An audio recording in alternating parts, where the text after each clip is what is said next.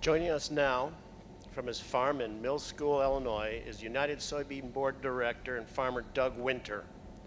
Doug and his wife, Nancy, grow soybeans, corn, and wheat on their fifth generation family farm in southeast Illinois. Doug plans to give us a closer look right from his farm at sustainable soybean production in the U.S. Midwest. Doug, the soybean field, that crop behind you looks beautiful. When you'll be ready to harvest it? Well, thank you, Mark, and good morning. Welcome to our farm. Yes, we've been very blessed by Mother Nature this year in getting rains and getting a good planting date and getting rains along the season. This particular field probably will be ready for harvest someplace around the 20th September, more likely around the 1st of October to the 10th of October. We were checking a couple of weeks ago, and we come up with a plant. This is not it, but the plant had 190 pods on it. Normally, we look for 30 to 60 pods per plant, being very good. And we are looking this year, we think someplace around 60 to 70 pods per plant is what our average is going to tie in close to. That will bring us out probably someplace. I think this field's probably going to range from what we've been able to estimate about 65 to 70 bushels per acre, which would be about 4.5 metric tons per hectare. And this is a big aid to the technology that we utilize now that has been very useful in helping us to produce this type of yield. Like I said, Mother Nature never hurts. We're going to step over this way and take a look at some of the other technology we're using on the farm nowadays to be able to do a better job of harvesting. In the background, you'll see a combine and a header. One of the things, this is a new draper head that it drops the grain onto, cuts the entire plant off, drops it onto the rubber belts, and that handles it more gently. It goes into the machine, and the machine has a larger than conventional rotor inside, which threshes the crop out more gently. Also contained in this machine, it's kind of hard to see because of the glare on the cab, but some of the technology that we use, one of the things that helps our efficiency a great deal is auto steer. Due to global positioning, satellite technology, this machine pretty much drives itself across the field.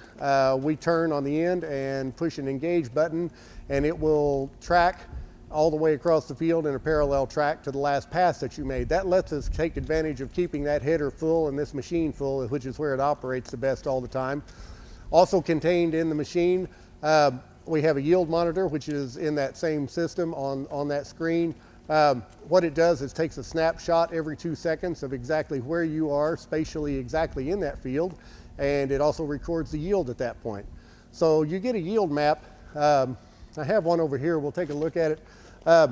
It gives you that we print out after the season, and it helps us ascertain where we have problem spots in the field.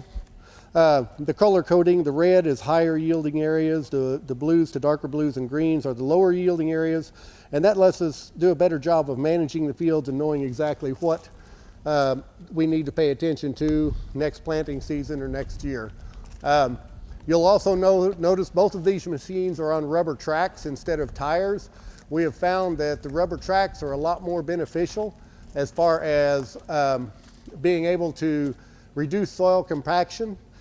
We also, in a lot of our highly erosive land that requires no-till planting, we've also found that it gets rid of some of the waves, and we do a better job and have better plant emergence when we're planting in the spring. So it helps out in a number of different ways.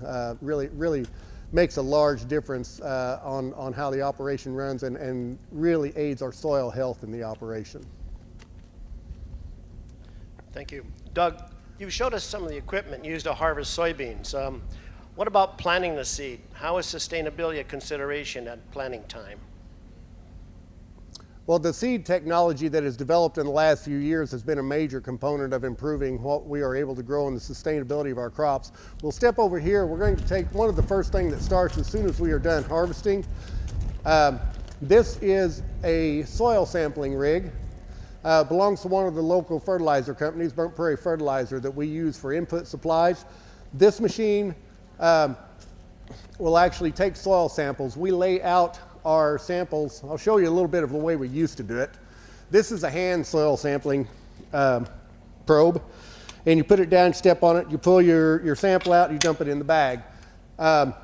This machine has let us be able to soil sample at a much faster rate, and what we do is, I'll give you some examples. We lay out, through GPS, we are able to lay out grids. They're 2.5 acre grids or 1 hectare grids that we sample, take 5 samples and combine those samples, and then those are sent off to the soil laboratories for what their phosphorus and potassium fertilizer recommendations are.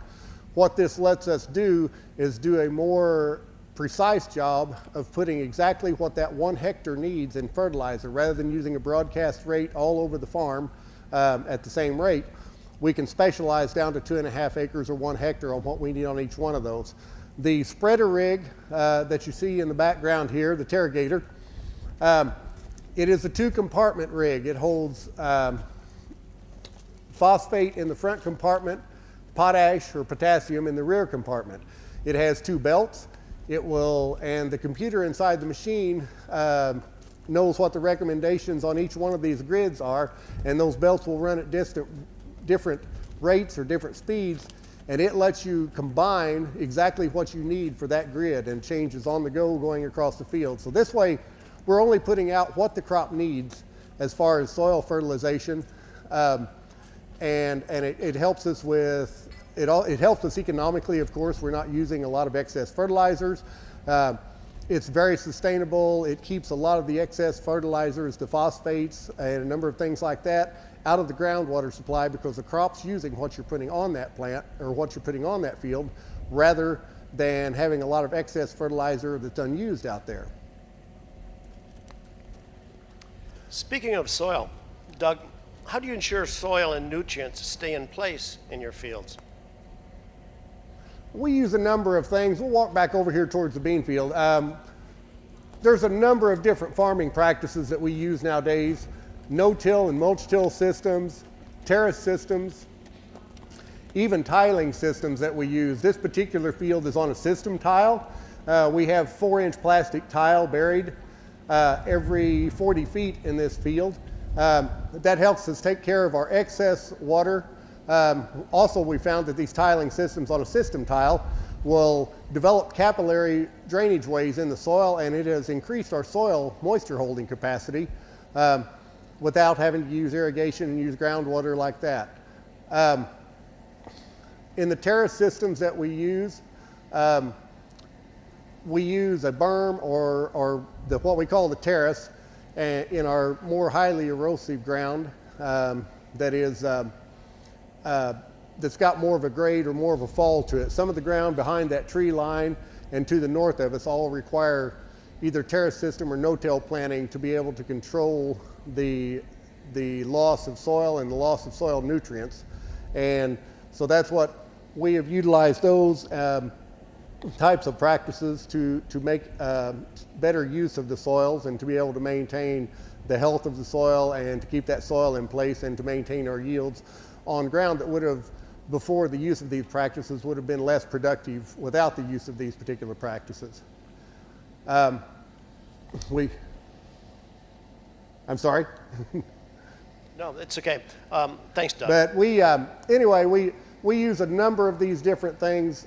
Seed technology, genetically engineered seeds have been a major advance for us in letting us use different inputs and be able to use crop management. One of our other management tools we use in field like this is integrated pest management, or IPM. We scout the fields on a regular basis. We only apply control measures when it's called for, and when it's above the economic threshold with whatever pest that we're trying to treat for or control, whether it's an insect or whether it's a weed. Only when it's called for, and only when it's going to cause us to have a problem with the economic value of this crop.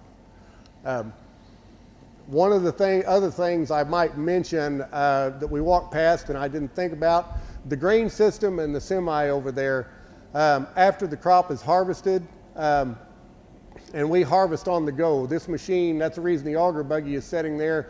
This machine, as expensive as it is, never stops in the field. When we're harvesting, that machine comes in underneath that, we unload on the go. We have to keep everything rolling. The grain is taken from there into the storage system in the bins out here, and that lets us be able to hold that crop until our foreign customers and buyers and end users are ready for that crop. It has a monitoring system in it. We use a remote sensing heat cables, and that tells us if there's anything occurring within that bin when the grain is stored in it, that we need to do aeration, if we need to circulate that grain, to be able to preserve the quality of that grain all the way until it goes to the end user's hands. And so there's a number of things like this that we try to capitalize on and that we use on a regular basis, on an annual basis, to be able to do a better job of getting a quality product to our customers. Thanks, Doug. That's really great information for our audience here. Can you tell us about the U.S. government programs available to farmers to encourage on-farm sustainability? There are three programs come to mind. The first is Conservation Reserve Program, or what we call CRP. Some of the ground that I spoke of earlier that is too steep of a grade or too high a hills to be able to crop. We plant into native season grasses, Illinois native prairie grasses, and we maintain this. You enter that program for a 10-year base, and it gives a wildlife cover. It also helps preserve that soil and increase the organic matter in that soil, which is a very important component of the soil. Also, we have about 75 acres on the farm. There's also 9 acres of what we call pollinator plots. And these are native wildflower species that keep something in bloom all the way through the growing season. From April all the way through the end of October, we will have something in those pollinator plots in bloom. And that really promotes our pollinators, particularly bees and other pollinators that are out there, in addition to providing the other wildlife cover for birds, rabbits, just anything in the wildlife area. A second program is the EQIP grant program. The terrace systems that I was talking about earlier are a fairly expensive installation, or they're a fairly expensive project to undertake. They cost about $500 to $600 an acre, and they are, it involves a pretty good time process to install those over a couple of years, because you put in a tile, plastic drainage tile, and then the terraces are evenly spaced down the grade of the hill, and they come in and they impede the flow of water. You pool up water behind those, and then the tile takes it out at non-erosive velocity to be able to get rid of that. The government, the USDA, has come up with the EQIP grant, and it assists farmers, or does cost share on those practices, to be able to aid the farmer in being able to install these practices. And it's been very useful to the American farmer over the past few years in being able to install a number of different conservation practices. We talked about no-till. We also use grass buffer strips around any sensitive waterways, rivers, drainage ways that we have to catch any runoff that there might be.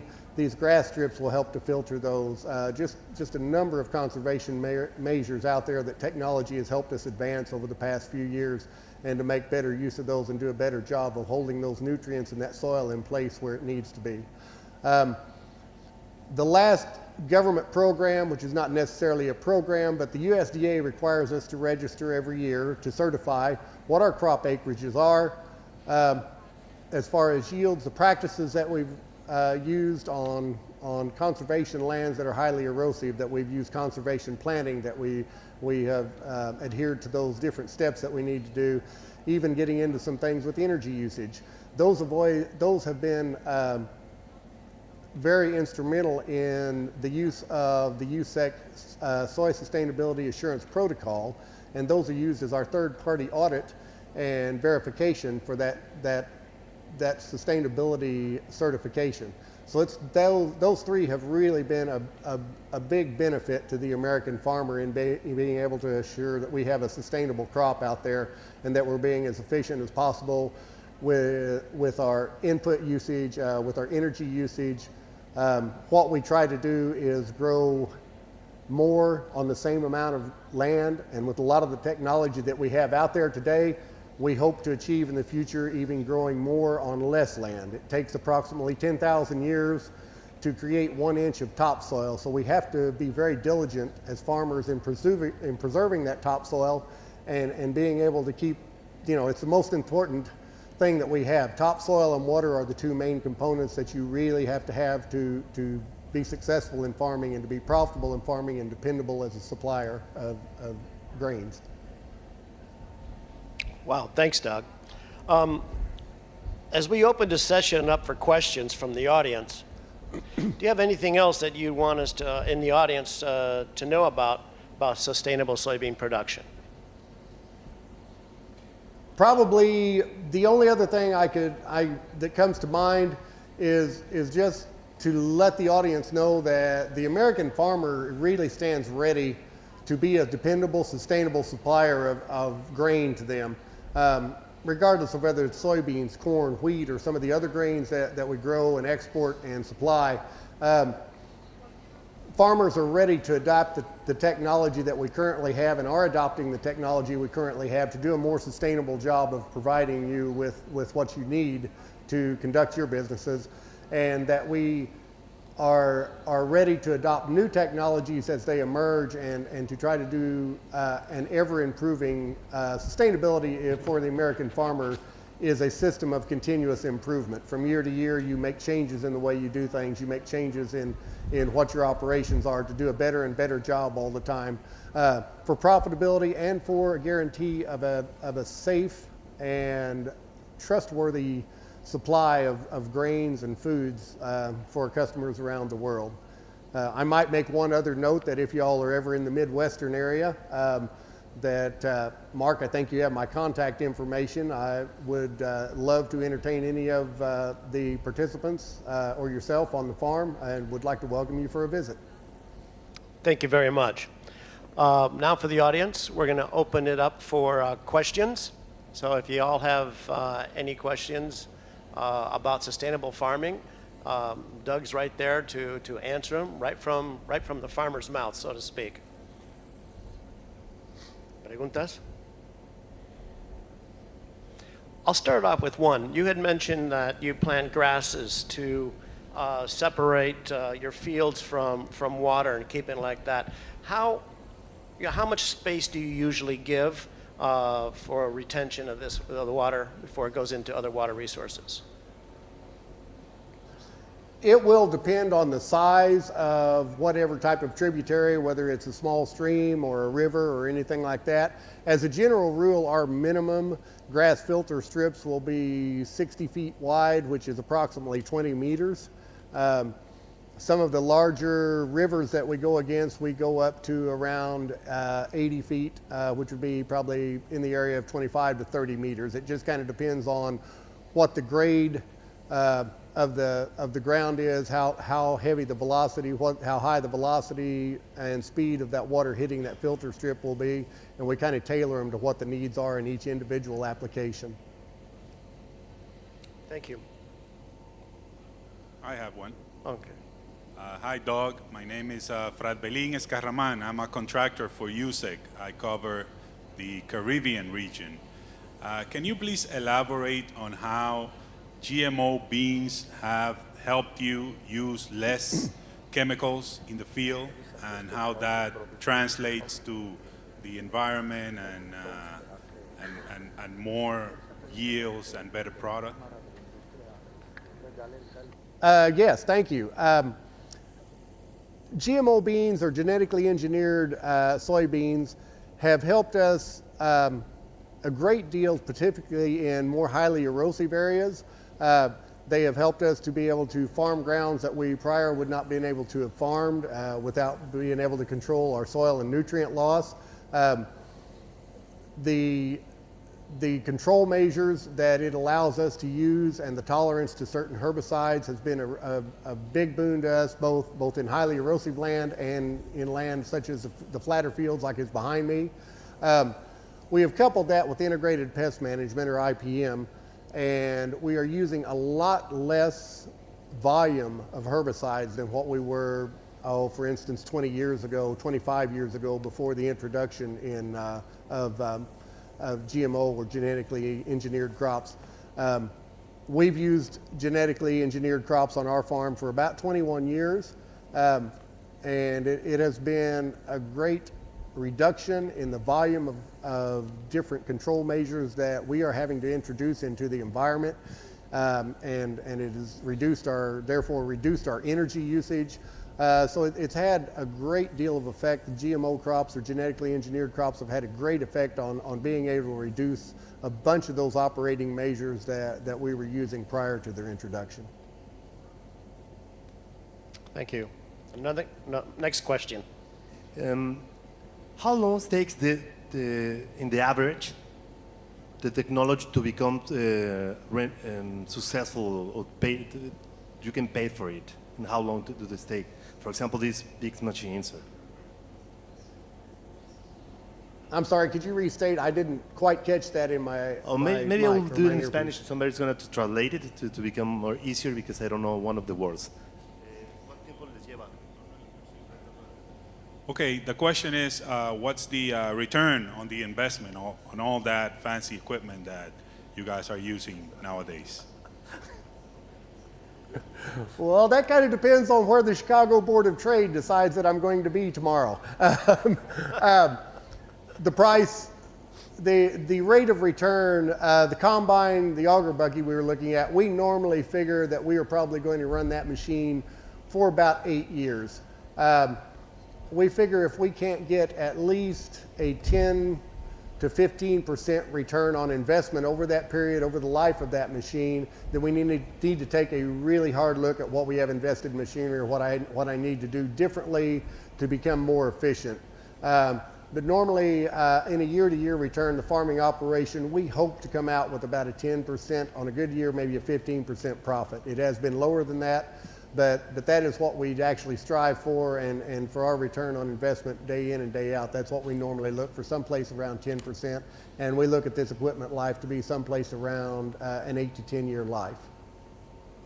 I hope that answers your question. Yes, thank you. And there was another question that somebody wants to know. You did mention it, but please repeat it again.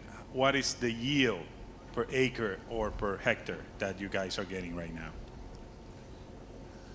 This particular field, and this is going to be higher than what it has been in prior years. I'm looking this year, I think our soybean crop is probably going to yield someplace around 4 to 5% higher than what our 5-year average is.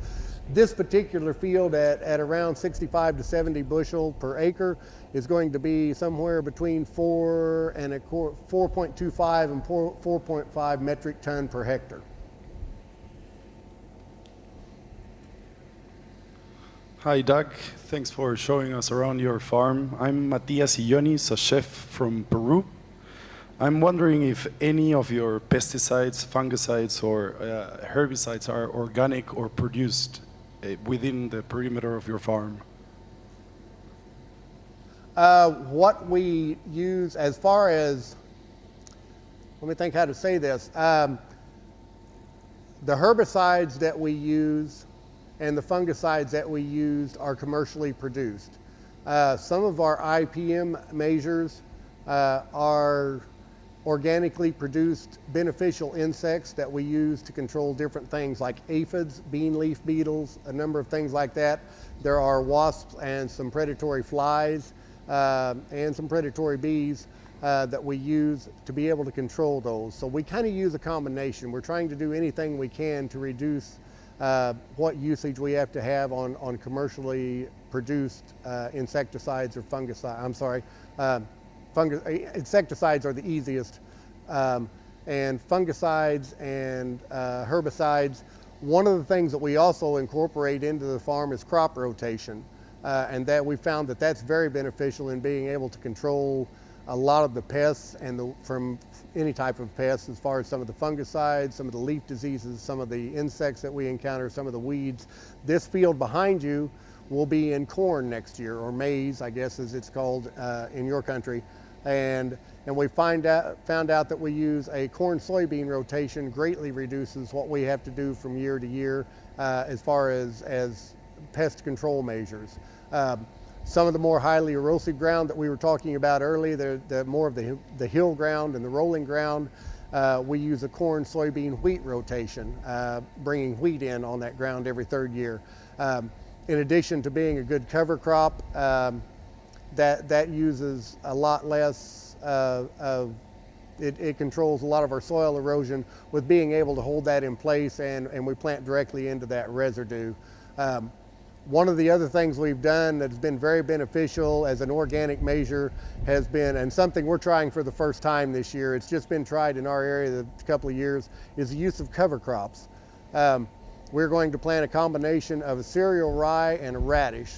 The cereal rye will go about shoulder high on me, and you plant into the standing crop. And the radish will die out over the winter time because it'll freeze out. We get down fairly cold, down around 10 degrees or 0 in our part of the country in the winter time. But the tillage radish will grow, before that time, it will grow 15 to 16 inches down in the surface, and it helps break up part of the hard pan underneath there, and it improves the soil drainage by loosening it up.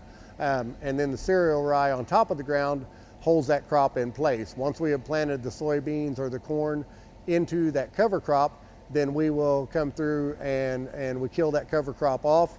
But it also aids a great deal in weed control. We found out that it's not necessary to use some of the initial burn down products that we need to be able to kill it off, that the maturing and the die down on that crop, in addition to the other benefits, will also have a tendency to control a lot of the weed growth by not preventing, by intercepting sunlight before a lot of those seedlings the weed seedlings can get it and grow.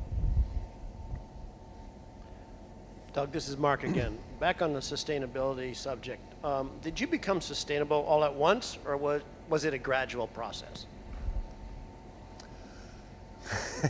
No, it's referring to what I said before about sustainability being a continuous improvement process.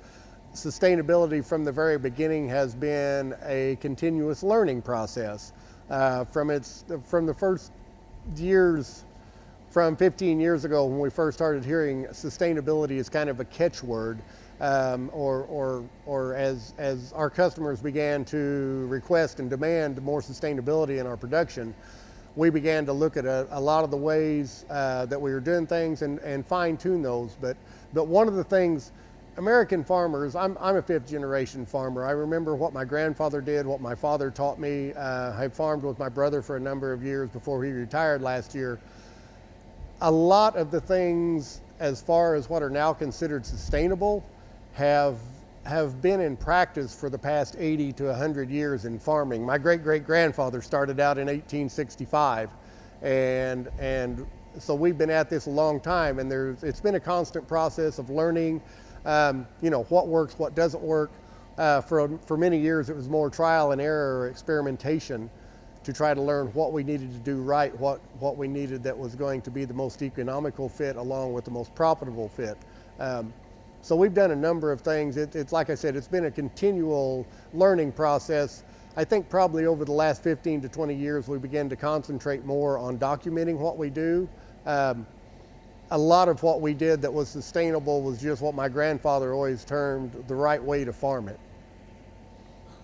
Thank you. When you were showing us around all your equipment, we saw the storage bins, the silos behind you. How much can you store there? This particular system will store about 110,000 bushels. That will be about approximately 25 to 30% of what we will grow this year. On the different farming operations that I operate, we have two more storage systems, one substantially smaller than this, one that is approximately equal to it. But we are, with all the storage systems that I have, the grain bins systems that we utilize, I can store about 75 to 80% of my crop in an average year. Great. And talking The along rest that, of it, go ahead, sorry. the rest of it we deliver to river terminal elevators that are approximately 45 miles from here. in the fall when we harvest the crop. Okay. Is there a formula that when you decide to plant your crops, whether it's corn or soybean, that you sell or do futures on anything right off the bat, like 30%, and then 30% later, or is it 40%? Yes, I have a fairly regimented marketing plan. I normally like to have, by the time the crop's in the ground, I like to have 25 to 30% of that crop, the price on that crop locked down. Now that is entirely contingent on what I think my profit levels are, because I go through in the winter and the off season, and that's a lot of my office time is spent figuring out what my break-even price on that crop is, what my inputs are going to run, because I can lock down my inputs at the beginning of the year by prepaying or advance paying those, and lock down my price for fertilizer or my price for the other inputs, my price for seed. I figure those all into actually use an Excel spreadsheet designed by my wife, who's a certified public accountant, and my right hand especially as far as financial counseling. But we start with the break-even price, and we figure that we want to start in with a 10% profit. Anytime that we can make over that 10% profit, we start contracting. Like I said, I normally around the 30% range is what I look for before we have the crop in the ground.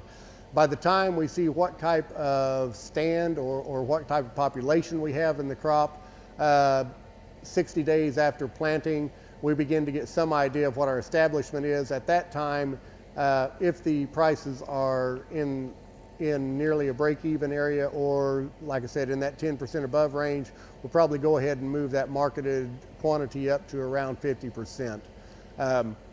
At this time of year, currently this year, that we're about 30 days out from full swing harvest, I am currently around 65 to 70% priced on what the crop is, taking advantage of some of the summer rallies that came along in corn and soybeans when we had some dry weather. Normally we'll leave about 30%, 25 to 30% of that crop when it goes in the bin will be unpriced, but it will be closer to 90% by January of this year. Thank you. From the audience, are there any more questions?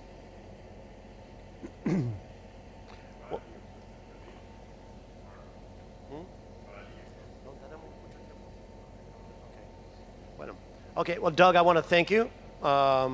This has been very, very helpful.